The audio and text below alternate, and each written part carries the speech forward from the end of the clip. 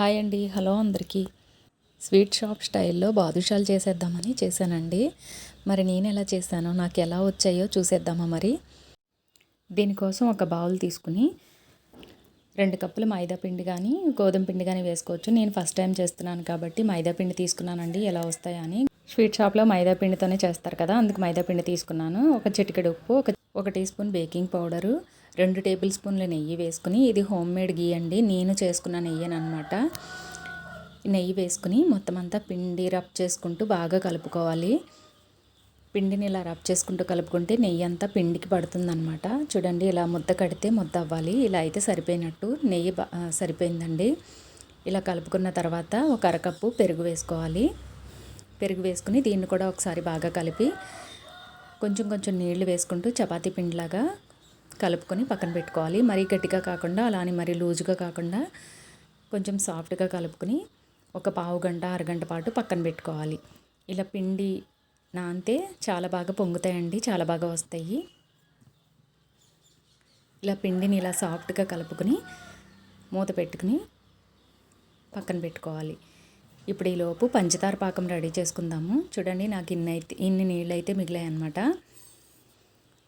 ఇప్పుడు స్టవ్ మీద ఒక ప్యాన్ పెట్టుకుని 2 కప్పుల మైదా పిండికి కప్పున్నర పంచదార వేసుకుంటే కరెక్ట్గా సరిపోతుందండి. కప్పున్నర పంచదార వేసుకుని 3/4 కప్పు నీళ్లు వేసుకుని స్టవ్ ఆన్ చేసుకుని పంచదారని కరిగించుకోవాలి. పంచదారని ఇలా బాగా కరిగించుకోవాలి. కలుపుకుంటూ పంచదార ఇలా కరిగిన తర్వాత మనకి పాకం ఏమి రావాల్సిన అవసరం ఉండదండి, కొంచెం చేతికి జిగురుగా తగిలితే సరిపోతుంది. ఇలా పంచదార అంతా మరిగిన తర్వాత 2 ఇలాచీలు దంచుకుని వేసుకుని, చూడండి చేతికి కొంచెం ఇలా జిగురుగా వస్తే సరిపోతుంది. మనకి తీగ వస్తుందన్నమాట, లేత తీగ పాకం అనమాట. ఇలా వస్తే సరిపోతుంది. ఇప్పుడు నేను ఒక చిటికెడు ఫుడ్ కలర్ వేసాను.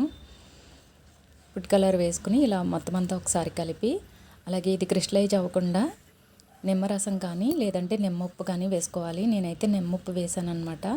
ఒకసారి ఇలా కలిపి స్టవ్ ఆఫ్ చేసుకుని దీన్ని మూత పెట్టి పక్కన పెట్టుకోవాలి. ఇప్పుడు మనం కలిపి పెట్టుకున్న పిండిని మళ్ళీ ఏం కలపాల్సిన అవసరం ఉండదండి. చూడండి, చక్కగా పొంగింది. నేను ఒక 20 నిమిషాల పాటు అలా ఉంచాను అనమాట. చక్కగా పొంగింది. ఇప్పుడు దీన్ని చిన్న చిన్న బాల్స్గా తీసుకుని మనకు నచ్చిన సైజులో చిన్న చిన్న బాల్స్ లాగా చేసుకుని మధ్యలో ప్రెస్ చేసుకుని బాదుషాల్లా చేసుకుని పక్కన పెట్టుకోవాలి. చూడండి, హోల్ పెట్టాల్సిన అవసరం ఉండదు. రెండు వైపులా ఇలా ప్రెస్ చేసుకుంటే సరిపోతుంది. ఇలా పిండి అంతటిని కూడా ఇలా చేసుకుని పక్కన పెట్టుకోవాలి. చూడండి, వీడియోలో చూపిస్తున్నట్టు ఇలా అందరికీ తెలిసే ఉంటుంది, ఇది కొత్తదేం కాదు.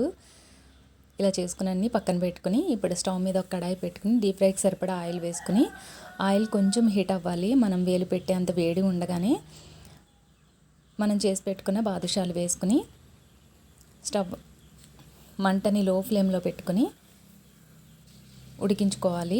ఇవి లోపల వరకు ఉడకాలండి. మనం హై ఫ్లేమ్లో పెట్టేస్తే మాడిపోతాయి, పైన కలర్ వచ్చేస్తే కానీ లోపల ఉడకవన్నమాట.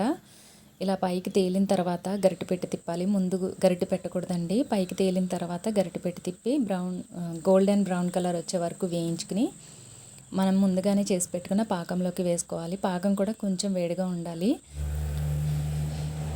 రెండో వైపు కూడా తిప్పుకొని ఇప్పుడు స్టవ్ మీద ఉన్న ఆయిల్ని కట్టేసుకోవాలండి. ఇప్పుడు ఈ బాదుషాల్ని రెండో వైపు కూడా తిప్పుకొని మూత పెట్టుకుని పక్కన పెట్టుకోవాలి. ఇప్పుడు ఇది స్టవ్ ఆఫ్ చేసేసాం కదా, ఒక 2 నిమిషాలు ఆగి నూనె చల్లారిన తర్వాత నెక్స్ట్ బ్యాచ్ వేసుకోవాలి.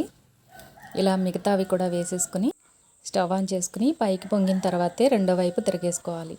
ఇవి కూడా గోల్డెన్ బ్రౌన్ కలర్ వచ్చిన తర్వాత ఇప్పుడు మనం ముందుగానే వేసుకున్నవి పాకంలోంచి తీసేసి ఒక ప్లేట్లో పెట్టుకుని, ఇప్పుడు మిగతావి కూడా మనం వేయించుకున్నవి కూడా పాకంలో వేసుకుని ఒక 2-3 నిమిషాల పాటు అలా వదిలేసేయాలి. పాకం చక్కగా పీల్చుకుంటాయి. ఒక 5 నిమిషాల తర్వాత ఇవి చల్లారుతాయి. చల్లారిన తర్వాత ఒక ప్లేట్లోకి తీసుకుని పిస్తాలతో అలంకరించుకుని సర్వ్ చేసుకోవడమేనండి. చూడండి, ఒకటి విరిపి చూపిస్తున్నాను. ఎలా వస్తాయి ఏంటో అని ముందైతే భయపడ్డాను.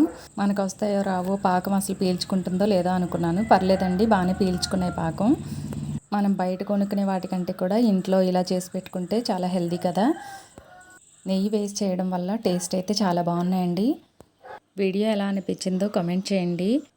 వీడియో నచ్చితే లైక్ చేసి సబ్స్క్రైబ్ చేసుకోండి. Thank you for watching.